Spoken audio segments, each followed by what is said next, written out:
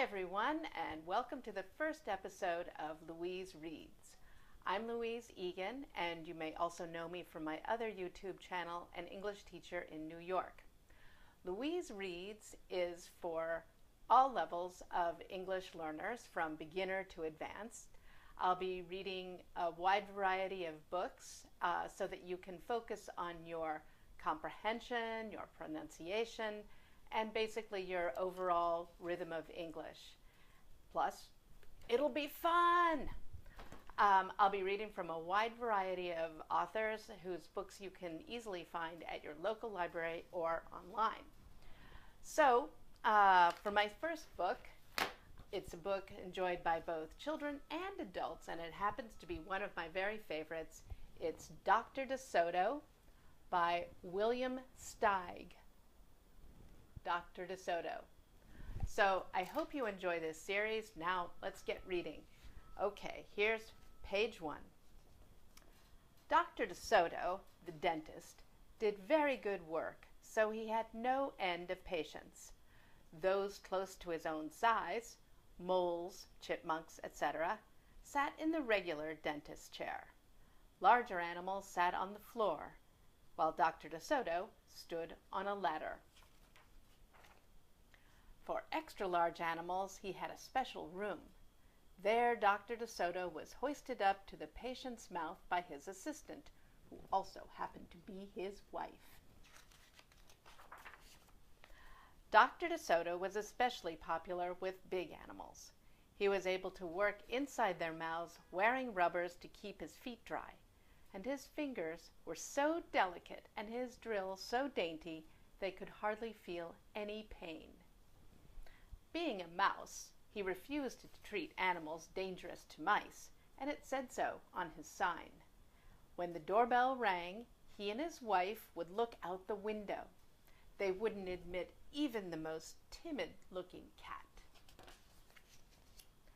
One day when they looked out, they saw a well-dressed fox with a flannel bandage around his jaw. "I cannot treat you, sir," Dr. Soto shouted. "Sir, haven't you read my sign?" "Please," the fox wailed, "have mercy, I'm suffering." And he wept so bitterly it was pitiful to see. "Just a minute," said Dr. Soto. "That poor fox," he whispered to his wife. "What shall we do?" "Let's risk it," said Mrs. Soto. She pressed the buzzer and let the fox in. He was up the stairs in a flash. "Bless your little hearts," he cried, falling to his knees. "I beg you, do something. My tooth is killing me." "Sit on the floor," said Dr. Soto, "and remove the bandage, please." Dr. Soto climbed up the ladder and bravely entered the fox's mouth. "Ooh, wow," he gasped. The fox had a rotten bicuspid and unusually bad breath. "This tooth will have to come out," Dr. Soto announced, "but we can make you a new one." "Just stop the pain," whispered the fox, wiping some tears away. Despite his misery, he realized he had a tasty little morsel in his mouth, and his jaw began to quiver. "Keep open!" yelled Dr. Soto.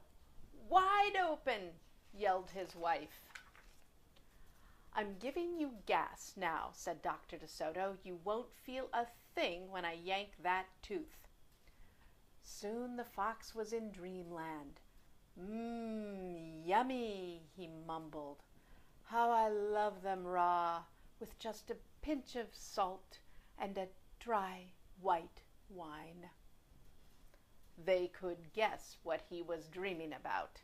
Mrs. Soto handed her husband a pole to keep the fox's mouth open. Dr. Soto fastened his extractor to the bad tooth. Then he and his wife began turning the winch. Finally, with a sucking sound, the tooth popped out and hung swaying in the air. "I'm bleeding," the fox yelped when he came to. Dr. DeSoto ran up the ladder and stuffed some gauze in the hole. "The worst is over," he said. "I'll have your new tooth ready tomorrow. Be here at 11 sharp." The fox, still woozy, said goodbye and left. On his way home, he wondered if it would be shabby of him to eat the DeSotos when the job was done. After office hours, Mrs. DeSoto molded a tooth of pure gold and polished it. "Raw with salt, indeed," muttered Dr. DeSoto. "How foolish to trust a fox." "He didn't know what he was saying," said Mrs. DeSoto. "Why should he harm us? We're helping him."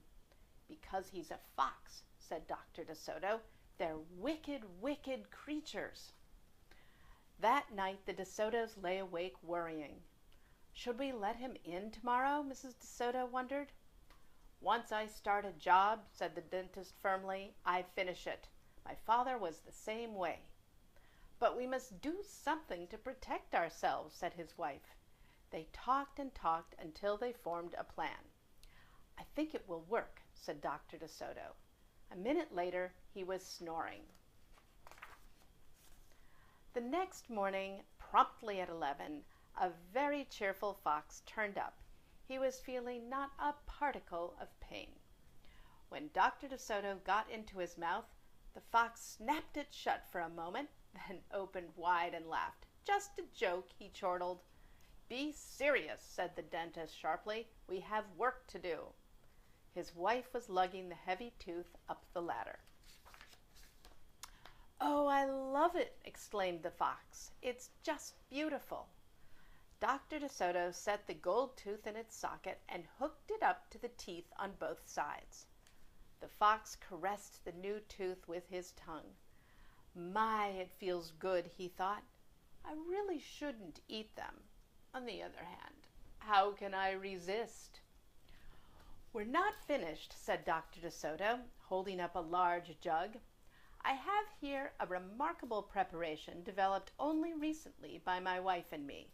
With just one application, you can be rid of toothaches forever. How would you like to be the first one to receive this unique treatment?"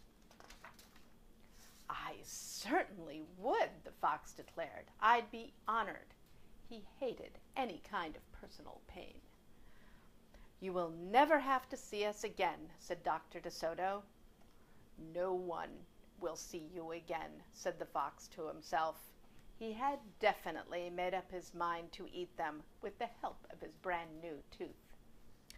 Dr. DeSoto stepped into the fox's mouth with a bucket of secret formula and proceeded to paint each tooth. He hummed as he worked. Mrs. DeSoto stood by on the ladder, pointing out spots he had missed. The fox looked very happy. When the dentist was done, he stepped out. "Now close your jaws tight," he said, "and keep them closed for a full minute." The fox did as he was told. Then he tried to open his mouth, but his teeth were stuck together. Excuse me, I should have mentioned," said Dr. DeSoto. "You won't be able to open your mouth for a day or two. The secret formula must first permeate the dentine. But don't worry, no pain ever again." The fox was stunned. He stared at Dr. DeSoto, then at his wife. They smiled and waited.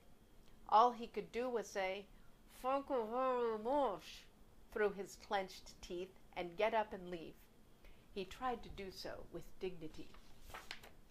Then he stumbled down the stairs in a daze. Dr. DeSoto and his assistant had outfoxed the fox. They kissed each other and took the rest of the day off. There you have it, Dr. DeSoto. I hope you enjoyed that, and happy listening. Bye-bye.